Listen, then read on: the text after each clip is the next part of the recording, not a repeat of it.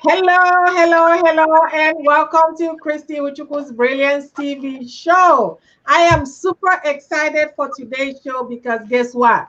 We have two in one. How cool! This is the first time I'm having two guests at the same show. So I am super excited.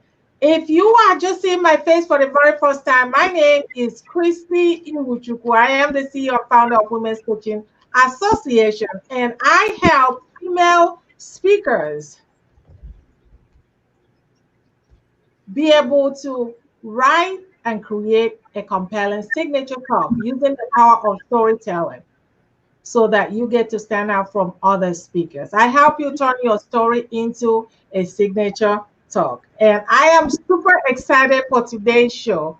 But before we get started, I want to talk to you about who we have on our show today, my guest stars for today. Like I said, we have two in one today. So I am going to let you know who they are, and they're going to tell you more about them. But let me introduce the people that we are working with today, the people that are visiting us today, the people that are in our tribe today, the people that are going to bless us today. So Vaun Jackson is a native of Chicago, Illinois, and he's known as the Love Alchemist. He's a master relationship strategist, an author, transformational speaker, and a personal development coach. He helps married and unmarried couples find their own unique path towards harmony and also help singles discover their unique, simplest versus most challenging compatibility matches for themselves. His Love Alchemy and Alignment Sessions have guided couples and singles all over the world towards lasting, loving relationship. And Vaughn has been married to the love of his life for 30 years. Help me welcome Vaun Jackson. And I am going to introduce the other lady in the house, Michelamonè Henderson. Coach Michelamonè is an award-winning speaker, author, and she's certified in life, professional, and relationship coaching. She has mastered the keys to having healthy relationships through her life experience, educational, and spiritual background. Coach Michelamonè is also an ordained minister. We are in good hands today. An author, an entrepreneur, and philanthropist who has been called to help you live in successful relationships and marriages. She has written the book, Rejection Saved My Life.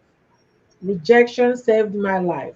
To help you put rejection into a healthy perspective that will cause change in your life for the better. She empowers singles and couples to build relationships on solid communication, confidence in what each party is bringing to the table, and the mindset that it is best to seek understanding than always seek to be understood. She does this through programs that pull out all of the involved and necessary components that create successful, healthy, and long-lasting relationships of substance, purpose, and love. With that, the next voice that you're going to hear will be that of Michelle Monet. Welcome to the show. Thank you. Thank you. Thank you so much for having me. I really appreciate it. I'm in good Awesome, company awesome. here. Oh my goodness, it's been a while since I see my brother from another mother, and it's been a while since we talked too. So Yeah. thank you for coming to the show. I thought it was better to have two in one since both of you have your own show. And I thought, well, why don't we have both of you instead of having just one person? Thanks for joining us, Patricia. Oh, Oh, that's your lovely wife on the line. How can I forget? Thank you, Daisy, for joining us. So, Thank Vaughn, let's you. begin with you. Tell us a little bit, for those of you that don't, for those of us that don't know who you are, tell us a little bit about Vaun Jackson, the Love Alchemist. Uh, well, I'm originally from Chicago. I did a little bit of time in the military. I say do time. I said doing time as if it was like being in prison, um, but I did some time in the military. But as far as the relationship path and how I became the love alchemist, I met my wife when I was 12 years old on the playground, and of course, I was immediately interested in her, but she wasn't yet ready for me. But after a little bit of pursuing and a little bit of persuading, she ended up becoming my girlfriend. We dated throughout high school, got married immediately after graduating high school, and here we are, 4 children, 5 grandchildren later, living our best life. And so, what I like to do now is, because of all of these years that we've been together and all of my years in the military, helping couples, it ended up flourishing and blossoming into me helping couples all around the country and ultimately around the world. And so, this is a passion of mine. I enjoy doing it, and I'm excited about it, and I look forward to doing even more of it. Awesome, thank you. And you're definitely good at what you do for sure. Thank you. So, the lady of the house, tell us a little bit about um, who you are. Oh, wow. So I am the mother of two grown people, right? I am too from Chicago, born and raised. I've been in Georgia now for about a little bit over a year and a half. How I came about being a coach is I've been through several relationships, failed and didn't go so well. I learned a lot of lessons from that. I thought that I was not well equipped to be in marriages with an S. And I believe that had I been equipped, that I would have made some different choices. So because I felt like I wasn't by myself and being ill-equipped, that a lot of people around me were the same. So I decided that after I learned all the lessons, went through all the healing, went through the transformation myself, that I wanted to teach other people how to do the exact same thing. Because people would say, wow, you walk around, you have no grudges, you don't, you seem like you're this beacon of light. What did you do? And because people were asking me that, I'm like, hey, I can tell you what I did. And for a little while I was telling people what I did for free. And I realized I could make a little money from this. Yeah. Okay. So I began my business 3 years ago, the Core Woman Academy. And I have several different programs. I teach people. I have some people abroad that I've coached before. And then, so I'm kind of all over the place. I do my thing online, so I can reach anybody in the world. Awesome, awesome. I have had an opportunity to listen to some of your program. Awesome.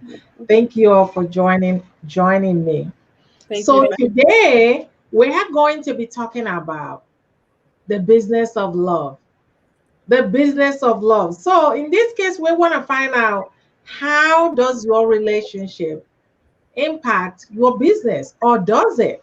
Does it have any impact at all in your business? So I'm going to be asking Vaughn, you know, one of the challenging times that we have is this pandemic. And statistic has it that during this pandemic, domestic violence, divorce, and the whole 9 yards has really increased.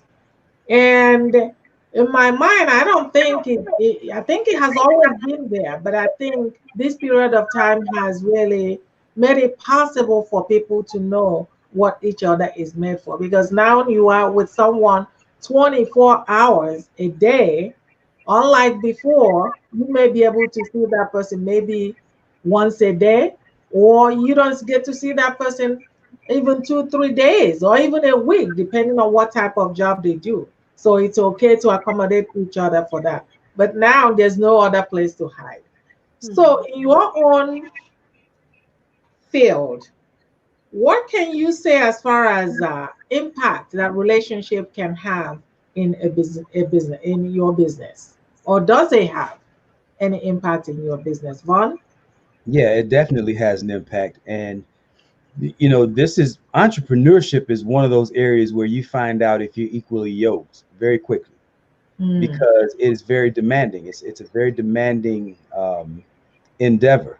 And so oftentimes you'll find where one person is passionate about the pursuit of entrepreneurship and the other person might not be. And so there's this constant, in some couples, there's this constant pull from the person who's not an entrepreneur, because they don't understand how demanding the lifestyle is. And so they don't know how to be supportive.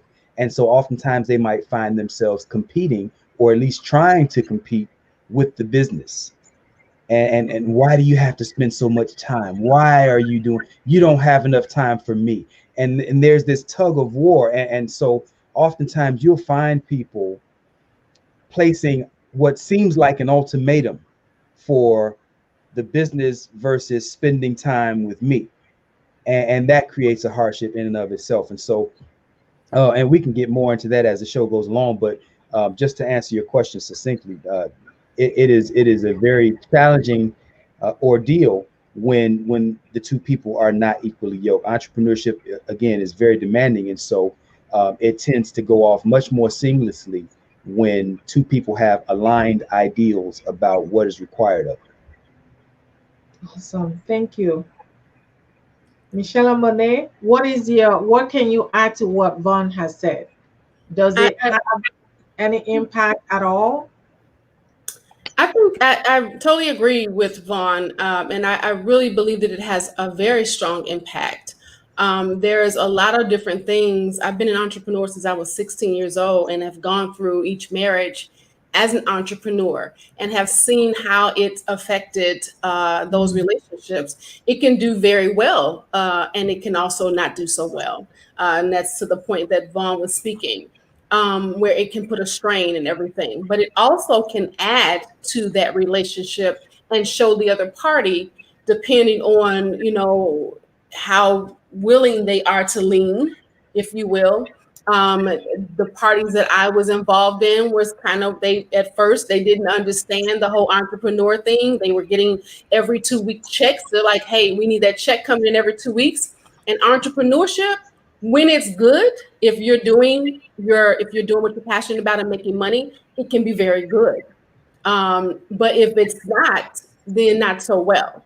Entrepreneurs have to learn how to really balance finances and know how to put money aside and not be frivolous with their funds. So when you're in a relationship that's used to an every 2 week check, and that party is saying, hey, well, we're getting a check in 2 weeks, let's go and splurge on this. And you're thinking, well, shoot, I haven't closed a deal in the last 3 weeks, so we got to hold on to that, But then when they see the good side of it doing very well, then it could even have them lean into, well, let's do this together. So I think that depending on the relationship and the bond that you two have together, it could really, depend on that and which way it's going to lean. Awesome, awesome. So do you think, and any of you can answer the question, do you think that it's better that couples go into go into business together? What are your thoughts on that? You can go first, Coach. So I think that if a couple if they're going to make that decision, then that needs to be the decision that they're both going to put into it, what needs to be put into it. I really don't think that you should have, for instance, if I like photography and my husband doesn't, then and he is into accounting, maybe he can be the accountant for the business. But I don't believe that a couple should force either party into doing either of those things. Entrepreneurship is kind of one of those things that you have to either love it or you don't. It is not something that you can kind of, well, let me just feel my way through and figure it out, because you'll lose a lot of money doing that. You'll lose a lot of money, a lot of time, and a lot of resources. So you really have to be careful about putting that on somebody that they haven't come to you and say, man, I think we can do this together. But if they're in agreement, the power of agreement is something else. You have two people in agreement, and they have the idea, they have the vision, they have everything in place. It's the sky's the limit. There's no place they can't go. But I just think that they have to really both be passionate about that service or that product. Yeah. Yeah. I want to add to that. Uh-huh. That was spot on. And I'll say that there are couples who try to do it, and they both have their own individual entrepreneur endeavors. And that's incredibly difficult. Yeah. Because you already, again, being an entrepreneur is already so very demanding that if I'm doing my thing over here and she's doing her thing over here, Mm-hmm. there's very little time left to spend together. But if you can find two people who are on the same page, engaging in the same endeavor, then sometimes the time that you have, that you might spend together, ends up meshing with the business. And so it's easier to find time to spend together when you're on the same page in that way. And to Coach Michela's point, it's not something that you can really casually do, because it's one of those things where it's really easy to disengage or even give up, because it requires so much of you. And so if it's not something that you're passionate about, and that passion, that emotional investment is something that will pull you through those times when it doesn't seem to make sense to people who are looking from the outside inward. So yeah. When I think about you and your wife, I totally agree, because in your own case, both of you are spot on it. Both of you, and you can correct me if I'm wrong, I may be saying it wrong, but both of you, you work and she works at home, but both of you are in this business together. And but because both of you understand each other, you have a good relationship, you understand what's going on, and one supports the strengths of the other person. It makes it easy. It looks like it's easy, but I know it's not easy. But what happens in a case where they may be getting along initially? Now one couple starts a business. All of a sudden, the attitude, the personality for that person changes. The personality for that person changes. Maybe there's more money, they are buying stuff, or whatever the case may be. The attitude is totally different, and the other couple can totally see it. And all of a sudden, they start drifting away. Do you think that it's really because they got the money now, they're doing something they thought they would never be able to do before? Or is that person's personality just coming out because for whatever Yeah. reason? Done. I don't think that money changes you. I think it amplifies who you were. And so if somebody becomes a jerk when they had money, it means that they were already a jerk underneath. They just didn't have the power to be as big a jerk as they would have really wanted to be. So again, I don't think the personality changes. I think it just gets amplified. But again, just when either you're on the same page or you're not. Either you're able to work together or you're not. And so oftentimes you find people who have these challenges, who have these struggles, and when these problems seem to blow up in their face, it's because there were already underlying issues that never got resolved anyway. And then when the stress begins to pull at you, it just reveals what was already there, more so than changing you into something that you weren't initially. I hope that answers the question. I kind of disagree with my brother over here. Oh, You don't do that too often, right? But when But you do, it's good. right, exactly. But I think that there's three things that happen that have a pivot or a shift in business, personal and business. And that's your time, that's your identity, and that's your character. So what happens is character is usually something that's really solid. It's something that's going to be there, like Coach Vaun said, where who you are. However, I think that the character can be shifted depending on the identity and knowing who you really are. Because if you get into a position, just take it on a big scale. You go from pitching pennies to now you are a millionaire, and now you're hanging around other millionaires, and you don't feel who you are is sufficient enough. You will alter your character a little bit. I watched this happen because you are not secure in your identity and who you are. I had a situation, and I won't say which marriage, but we went from having nothing to making a lot of money, hanging around millionaires, and that's what we were around. We were around people that were eating caviar and doing all these types of things. And I watched him go from, dude, you were in this broke down van. Now we bought a car off the floor, and we drove out the window, and now you're acting really totally different. And that was based off, he wasn't that person. I watched him transform because of the people around. He felt inadequate, and it changed his identity because he didn't feel like he fit in. So he had to shift. And so I think that it depends on the dynamics of, the surroundings, the environment has something to do with it. How you're trying to look towards your partner or your spouse, how you're trying to be viewed in their eyes. If you're dealing with low self-esteem and lack of confidence, all those types of things, I think it really has something to do with it. Because people change when the environment changes, but to then agree to the side that Coach Vaun said, that the core of who they are doesn't really, but that doesn't mean that their actions or their behaviors won't. Yeah. So because sometimes money, and I agree, I think I agree with both of you in some sense, because sometimes money can really amplify who you are, right? And it depends on the situation, and it depends on individuals. That's what I say. It depends on the situation, and it depends on people. I've seen it where that person may be that person, that's who that person is, but because maybe they didn't have money, they couldn't express themselves, they didn't have the opportunity to be in that capacity, you didn't see that. But once there's money and they have the capacity, the opportunity to be in that capacity, in that space, all of a sudden you see them for who they are. On the other hand, there are some people that money has absolutely no impact in who they just who they are, regardless of whether they have money or they don't have the money. Now let's talk about the stress part of it, stress level.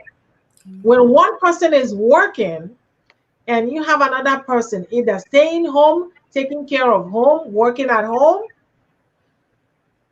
sometimes the stress level can be low. Why? Because you have the person outside. Maybe they have had a rough time at work. They get home, they get to see somebody saying, it's going to be okay. It's not that bad. Don't worry about it. They have food cooked on the table, waiting or not waiting, or buy outside. It really doesn't matter. The fact is that both of them don't have the same stress. And so the person that has the business coming back, or not have a business, but they're working at home, have a business, but working at home, it doesn't really matter. I'm talking in terms of where one person has a business and one person doesn't, or it could be vice versa. So what can you talk about that in terms of the stress? Is that at least that's what I know it used to be. Things have changed because of the global world that we're in now. A lot of things have changed. What can you share with us as far as what you know? Vaun? Yeah, I think ultimately it comes down to we're all going to be impacted in some form or fashion with stress, because sometimes there are lean times, right? And sometimes entrepreneurship it has its ups and its downs. And so what it ultimately comes down to is how well you manage the stressful times when they do come up. And I think really, I hate to oversimplify, but at the risk of oversimplifying, I think it does come down to how well you communicate with each other and how well you manage the stress during those times. And I'll just add to that, even even for us, like there are times where my wife might have more going on at home than I have going on outside the home. And so oftentimes what allows us to mesh is how well we communicate what we're each experiencing during those different times. And so the better she's able to communicate to me what she's going through, the more I can adjust and then compensate for what it is that she might need help in. And she can't really help me on the outside, but I can certainly step up and help her on the inside. So it's just, again, and every couple is unique, but it does come down to, one, how well you communicate the different challenges that you're experiencing, and two, how well you adapt to the different stresses that you're going through. All right. Thanks for watching. Thank you for watching, Akisha and Desiree. Appreciate you. Thanks for watching. Please leave your comments and we'll get back to you at the end of the show. So, Coach Michelamonè, what do you have to say? I mean, you can't. I mean, he's spot on with that. He said everything that could be said. Communication is the major part. You have to be able to communicate what your needs are. You could tell your partner, I'm going through this, I'm going through that. But one of the things that I found that a lot of people are not able to do is you can express how you're feeling. I'm stressed out. My boss is getting on my nerve, the manager, the customers, the clients, whoever is, whatever the situation is, depending on the parties.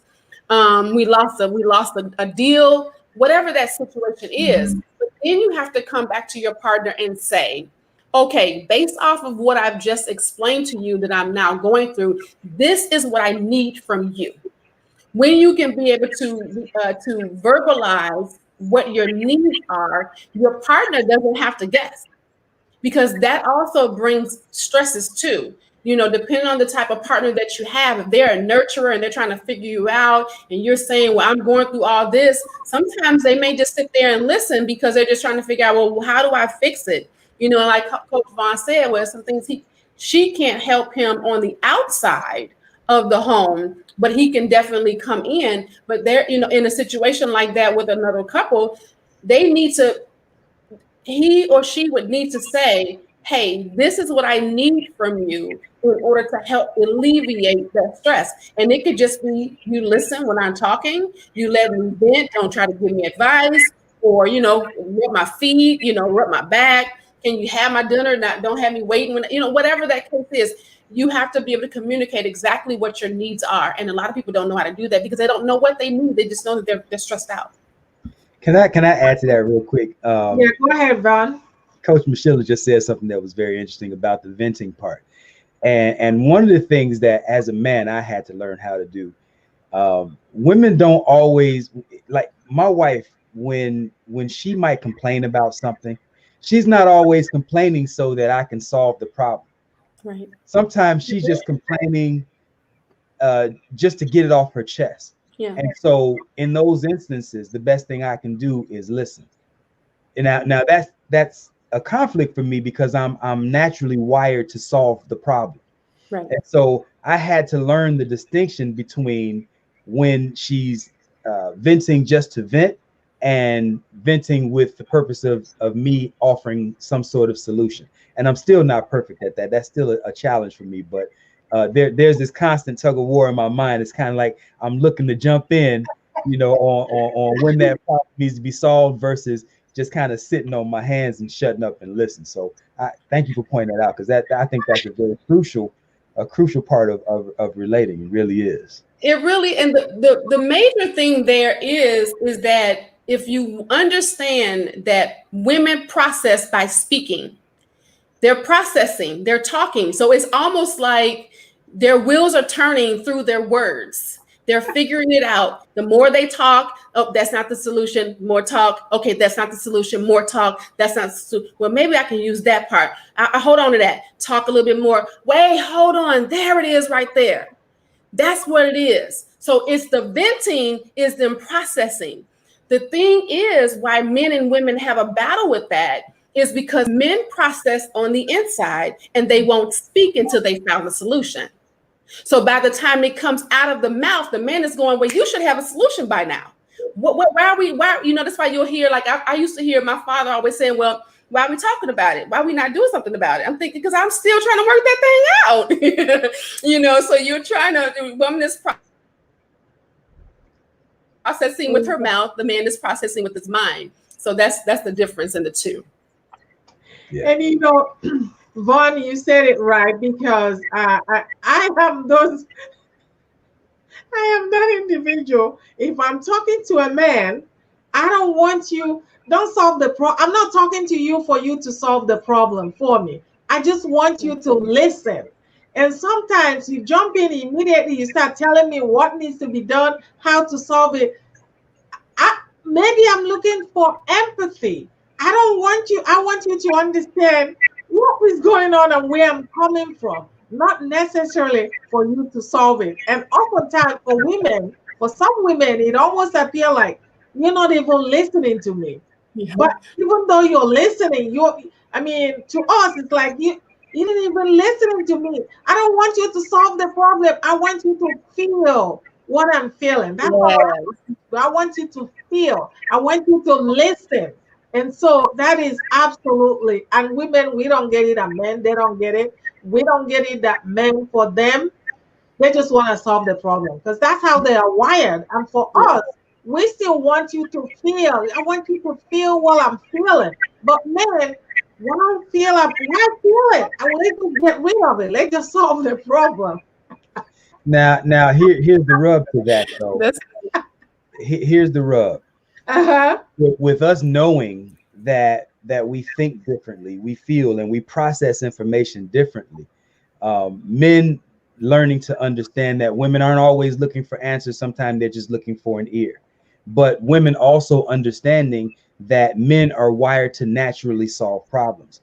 With it, what this understanding does is it grants us both a level of understanding of where the other comes from and how the other one's mind operates. And so when a woman begins to vent for the purpose of venting and not wanting him to solve the problem, she can be a little bit more forgiving when he tries to come to her venting session with solutions.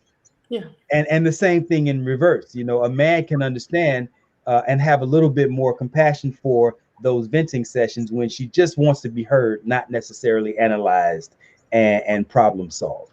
So again, like to the point that during Coach Michela's intro, is one of the things that I always say, as well as I think we have a very similar mantra where we say, seek first to understand, and then second to be understood.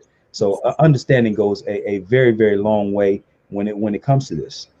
And I think that understanding really should be put on forefront. I don't think that couples should leave it to well, is she venting this time, or does she want to be heard? Because women, we're kind of sporadic. We kind of all over the place sometimes.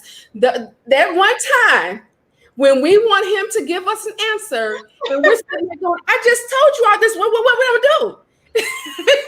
And then he's sitting there like, oh, you don't want to vent? No, tell me what to do.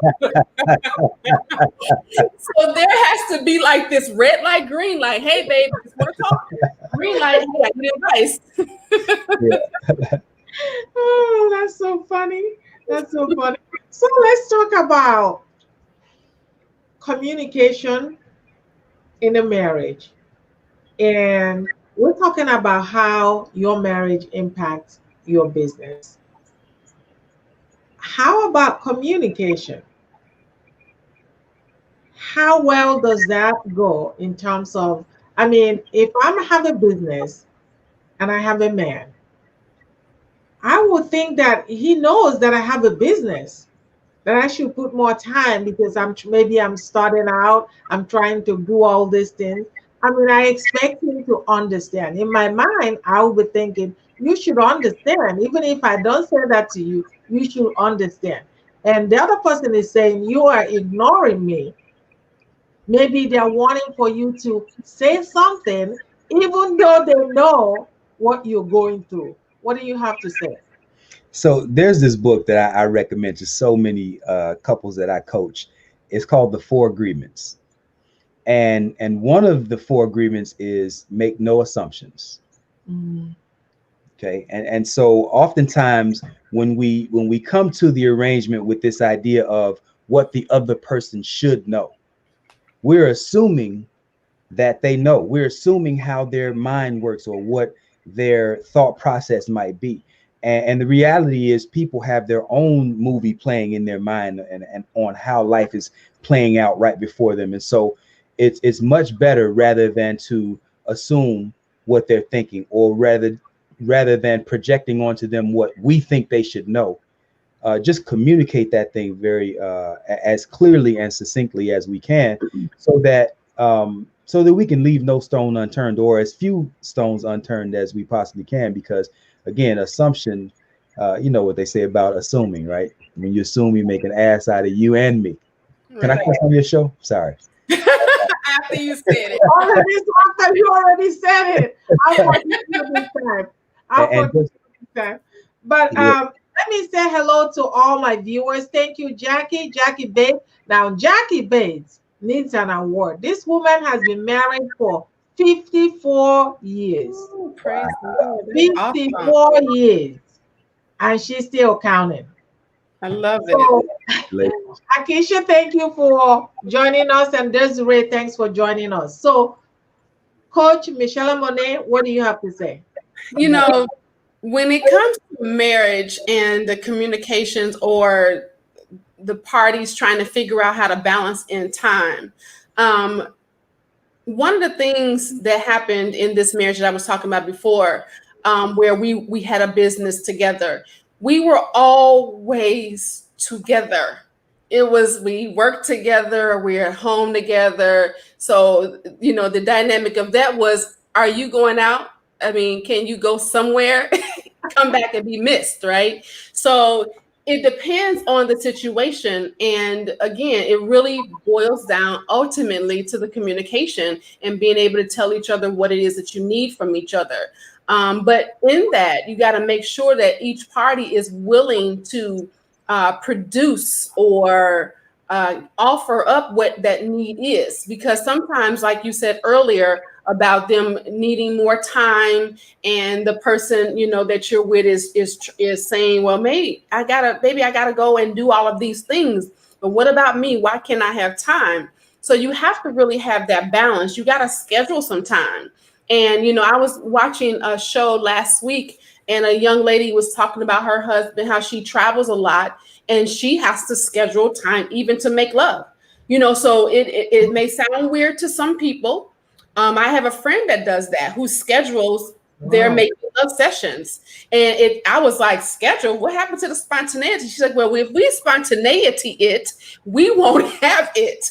You know, so you have to really be really strategic in your time. And because that also shows the effort. Because my thing is, if I put you on my calendar, you're important to me. If I say, well, let me get back to you, then we got a problem because you're not that important. But when you're scheduling time, that means you're choosing to put that person in that position at that time and giving them solely nothing but you. And that makes it all the more important as well. You know, you brought up another issue, which is what I'm going to ask of you now. Is it all about transaction? Is it transactional? Or is really a relationship? Because we're talking about it, and the more we talk about it, it looks like it's not what it used to be. Is it transactional now, where you talk about scheduling time for you, which should have been natural not to have to schedule time? Is this transactional now or not? You know what? I think that it depends on the stage in the building. I think that every stage of a marriage, if you're in the building to get to this legacy or whatever your goals or your vision is for your marriage. Now, if you just married just to be married, y'all kicking it and chilling, whatever, then yeah, you may not be scheduling that time. But I think that there's going to be always that time when some things are transactional, especially when you have small children, when you have a business, when you have things that are outside the two of you that are going on that need your attention, that really not just want your attention, but need your attention. Then you got to have some transactions going in there. And it doesn't have to when you're investing money, investing something of high value into something else, be it buying a house, be it buying a very expensive car, investments, or time with your spouse or your significant other. When you're investing that time, it's transactional. It's going to be that way. And just because the transaction is a part of it doesn't mean that it devalues what it is. It just means that this is the position that we have to be put in order to get this done. And let me present a parallel to that, if I can. I think that the more effective your flow is, the less you keep score on the transactions. So there are, obviously there are some scenarios that are much more rooted in the transaction of it all. But I think so at this point in our marriage, like you said, 30 years in, I don't think my wife is keeping score. I don't keep score. We just do what has to be done. And I think that all of the things that are born out of the exchanges that we have, those are the benefits. If I had to tally up a score, her score is probably higher than mine. I mean, she does more, I think, for me than I do for her. But even as I say that, I'm thinking out loud that if you ask her, she would probably say the same thing in reverse, that I probably do more in her mind to enrich her. So I think that's just a testament to the idea. And Desi, maybe you can chime in the chat, in the comment section. But I think that's a testament to the idea that when you're both pouring in the way that you're supposed to, nobody's really keeping score anymore. We're just doing what we can in order to bring the things to fruition that we want out of this marriage. So, or out of the relationship, whichever the scenario is. Yeah, thanks for watching. Can you guys see the comments? Oh, Daisy, absolutely. Yeah. Daisy agrees with what you just said, Ron. Of course she does.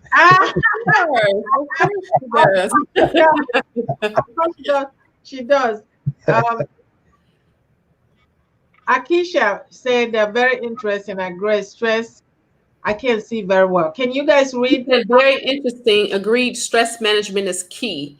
Then Jackie Bates says communication is the key. She also says everybody has stress, only how you handle it.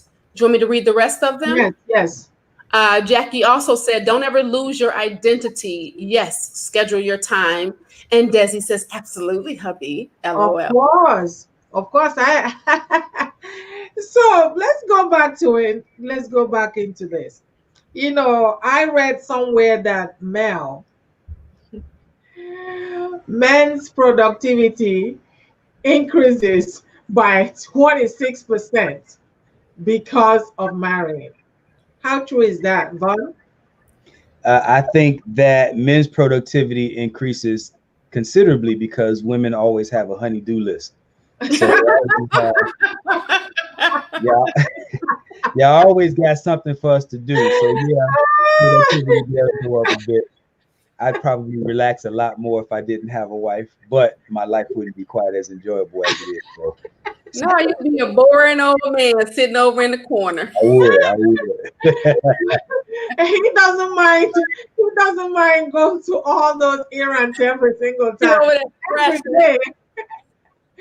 But in reality, though, it almost seems that women do a lot more than men, really.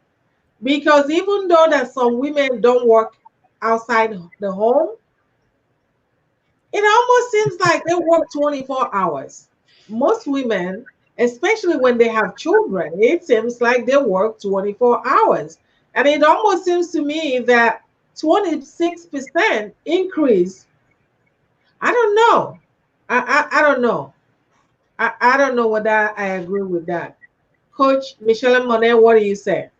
I don't agree with that. Now, I will say this. Okay. I believe that I was able to upgrade every relationship that I was in. Now, if that happened because they were married. I don't know. But I think that I knew what I brought to the table. I do agree with you too, Christy, when you said that, women, I believe that we like kind of 24/7-ish. And it's like, we're like 24/9 more than the 24/7, because we are taking care of the homes. We are taking care of the husband. We are taking care of ourselves. We are taking care of the kids, just different. So many different hats that we have to wear. And I think that many of us do not count, quote unquote, keep score, because we just do what we have to do. It's kind of like when Vaun was saying earlier about how they've been together for so long that they kind of flow. And the first thing that came to my mind was, oh, they just got like a woman, because that's kind of what women do. Women just flow. We just do what we're supposed to do without thought process of doing it. It just has to get done, because we can't go, well, you know what? When he get in here, I'll just let him handle it, because then the whole house will be in an uproar. The kids will be climbing off the ceilings. The house will be a mess. And then we'll be sitting there looking like, when he walks in, what are you doing and why haven't you cooked? What? You have no idea how I've been fighting with these kids trying to get them off the ceiling. So I think that's kind of, I don't really know about the whole 26% of productivity. I guess it depends on what that productivity is. Is it the fact that he's no longer just taking care of himself and now he's 10% to the kids and 16% to the wife? Yeah. I think it makes a difference in the person too, because we're all wired a little different.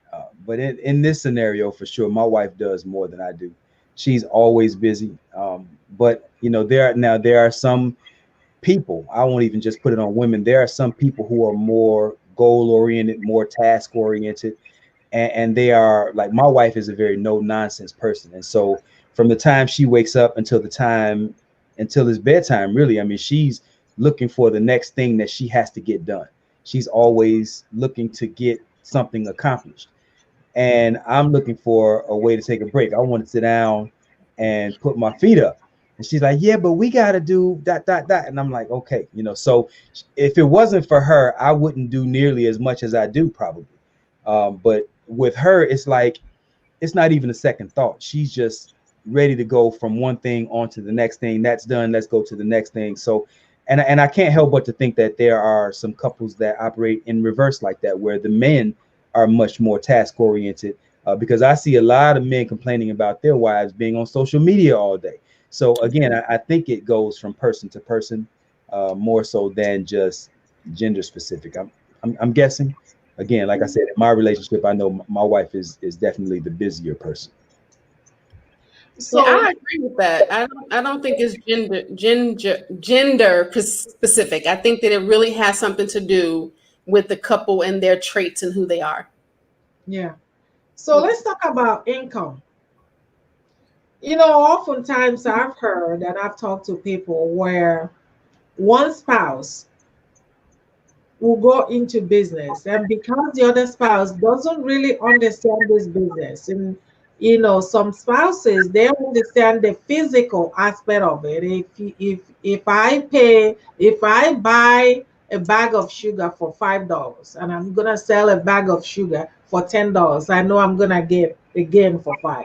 But this world of different type of entrepreneurship, coaching, speaking, what have you, there's so many of them, where some couples don't understand, and that couple that doesn't understand hesitates, and then it impacts the relationship. But once the money start rolling in, that person changes. But that creates a big problem initially. Can you share what you know on that issue, Vaun? Yeah, well, I mean, one of the benefits, when we first got married, I was much more self-centered, much more selfish, and my wife didn't work. We had 2 small children right at the beginning of our marriage, and I would get the money, I would get the check, and then I would ration to her what I thought she should have. And right out the gate, she said, "That's not how it's supposed to be." Come on now, Desi. Look, she called me to the carpet. She said, "Look, everything that comes into this house is supposed to be for everybody."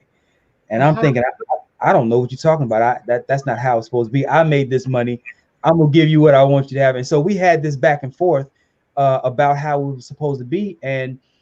But in the back of my mind, her way just sounded more correct. And so, and maybe it was just because I wanted to appease her. I don't know. But she had a chance to prove it to me, because she ended up coming into a large sum of money, a very, very large sum of money. And the first thing she did was she came to me and said, what do you want to do? How do you think we should spend it? How do you think we should handle it?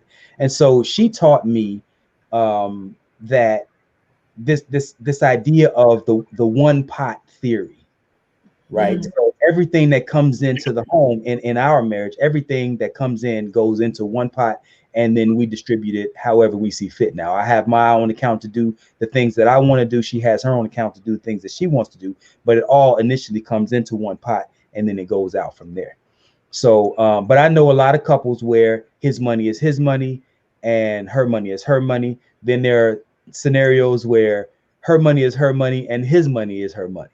So again, it really does come down to the couple's ideology, their philosophy on what equal giving, equal sharing, equal sacrifice. And in our scenario, it's much less about equal giving and much more about an equal sacrifice. Yeah, I think that how they do that is very, very important, and it's really an ideal situation how they're doing it.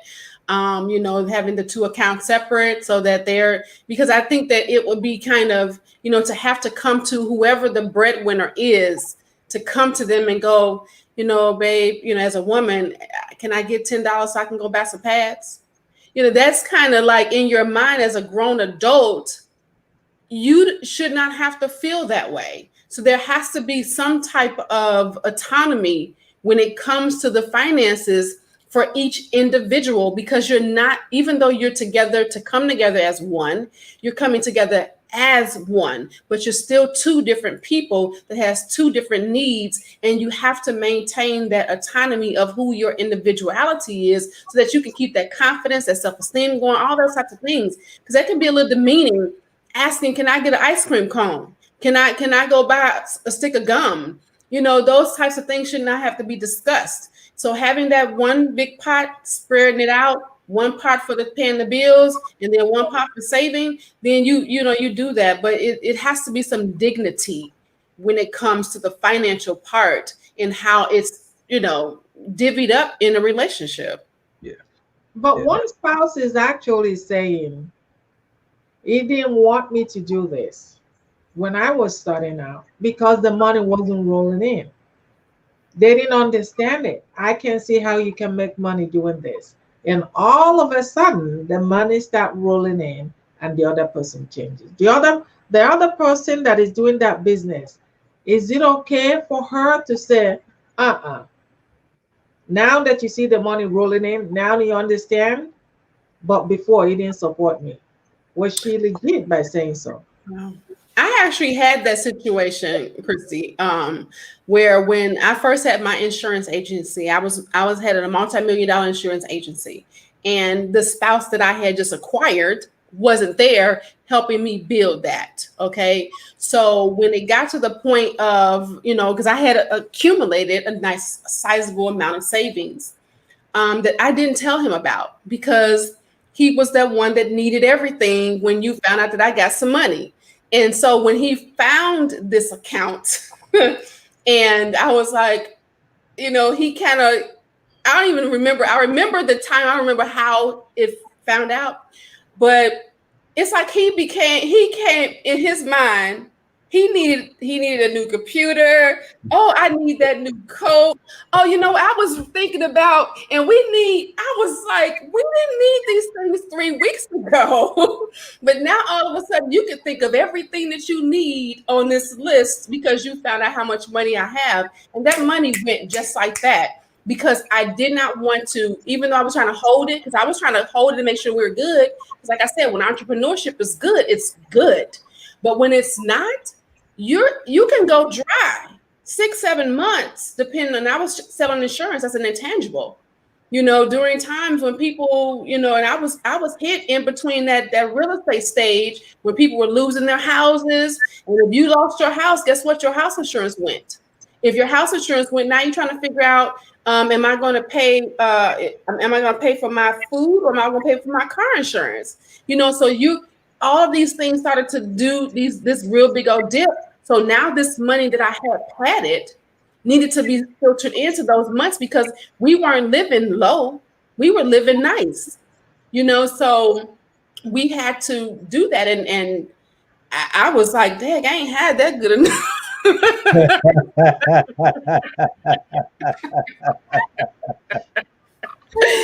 Oh, goodness. So we're coming to an hour here. So before we close, I really want to talk about the impact it has in the divorce, the high rate of divorce, or does it?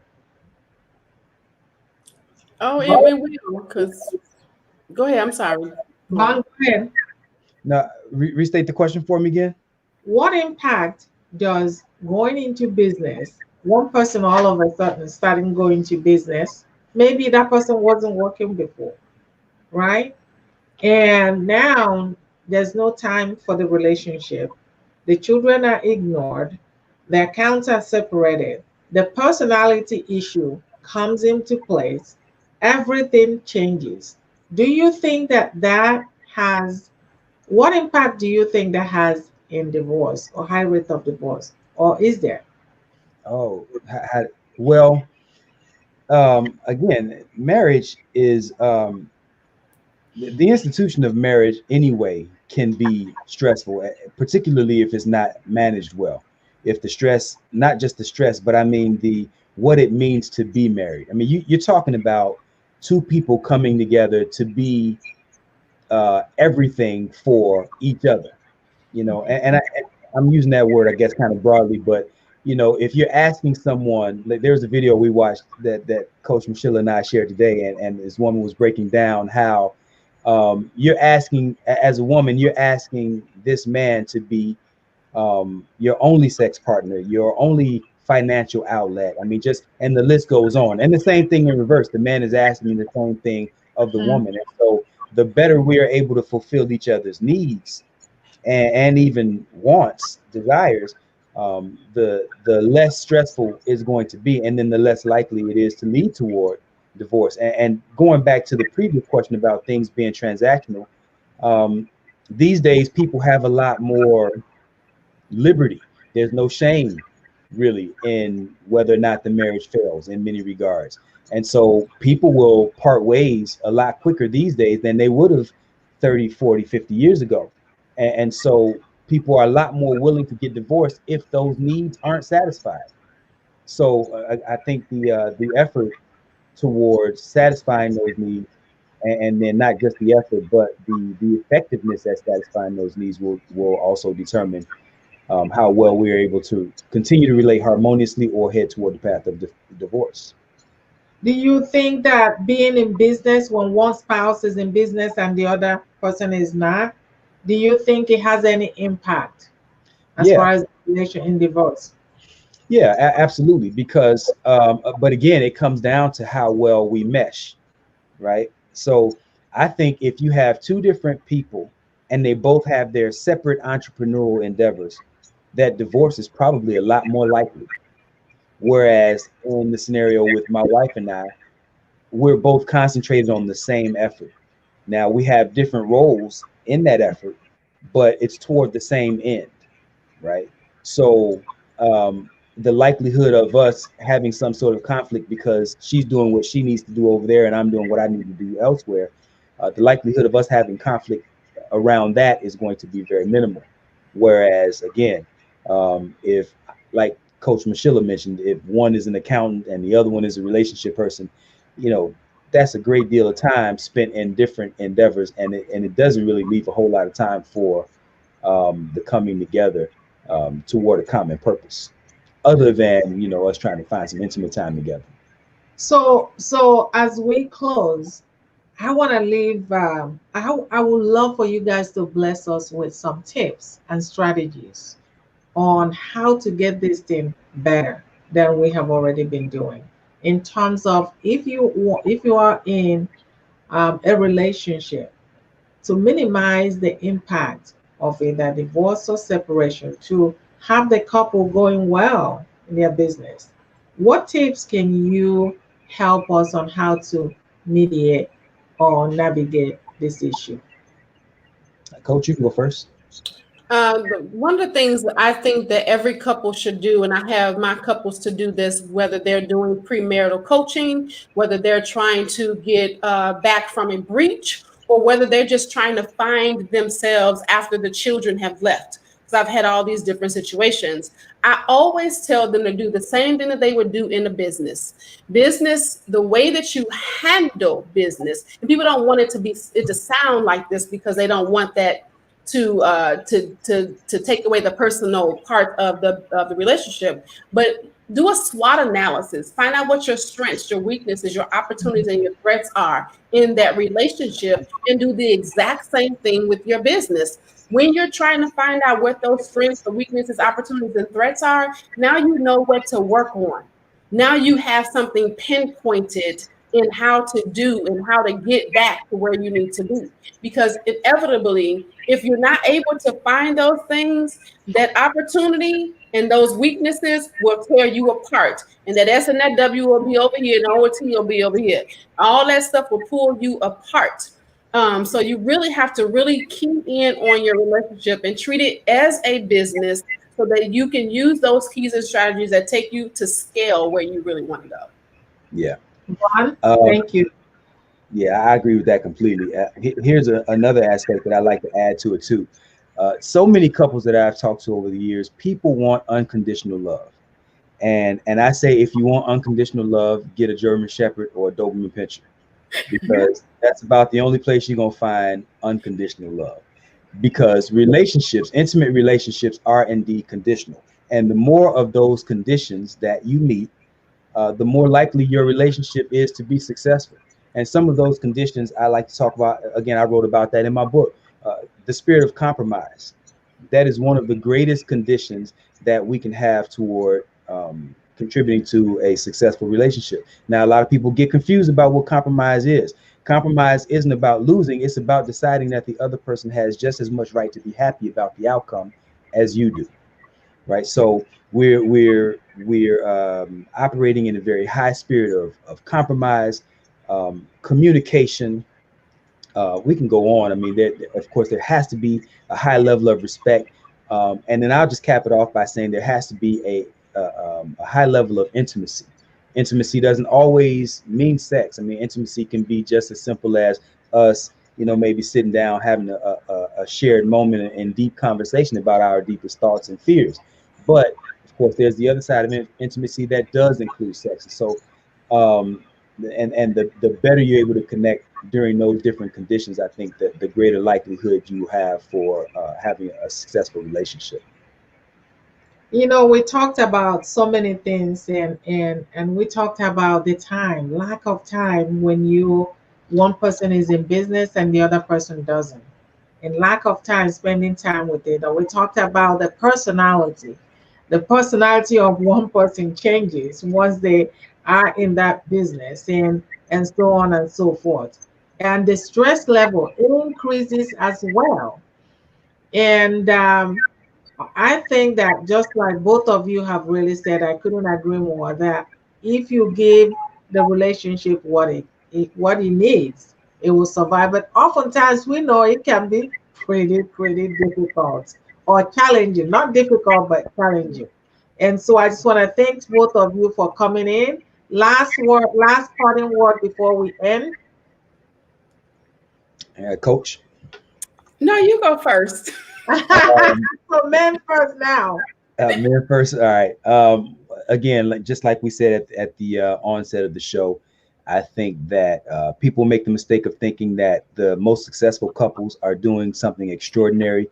But I say it's not that the successful couples are doing extraordinary things. They just do ordinary things better than other couples. And so, and again, it's in that spirit that instead of relationships being hard work, I say they're not hard work, it's heart work. And if you have the heart, the relationship can work. You just got to show up. Whether you're in business or not, it really doesn't matter, does it? Nope. Doesn't. And I'd like to end with this. I found this when doing research for this show. There are some theorists that argue that a person cannot create a personal transformation separately from that of its social, or in this case, a business transformation. These theorists find that a person's transformation is not just a psychological process that happens in isolation from the world that they live in. Rather, it is intimately related to that world and is affected by it. So in a nutshell, in other words, no matter what you do in your personal life, it's going to affect your business. No matter what you do in your business life, is going to affect your personal life. How those things affect each other is really up to you, and how you organize, how you plan, and how you really put the time in both different areas to make sure that both are successful. Awesome, awesome. Thank you. So before we end, do you have anything that you would like us to partake in that you're doing or working on? Vaun? Yeah, we have our weekly show, the His and Her Perspective show, every Sunday at 5 p.m. Eastern, where Coach Michelamonè and myself, we have some very good dialogues about what it takes to harmonize relationships. So feel free to join us every Sunday. Again, you can find our podcast on the various podcasting platforms, from iTunes to Stitcher, RSS, etc. And also our YouTube page, the His and Her Perspective YouTube page. So Can one of you put the link in the chat, please? yes. Yeah. Okay. So Also, let me add that Coach Michelamonè and myself, we're both relationship coaches. And neither one of us, in my opinion, neither one of us is better than the other. I think she's quite brilliant, to be honest. But we No, also that's you, brother. That's you. so what we do, though, we offer, of course, we offer separate services, but what we've also done is we've come together to partner and offer relationship services as a team to couples who feel like they want the service of both of us combined. So um, with that, I'll pass it to you, Coach.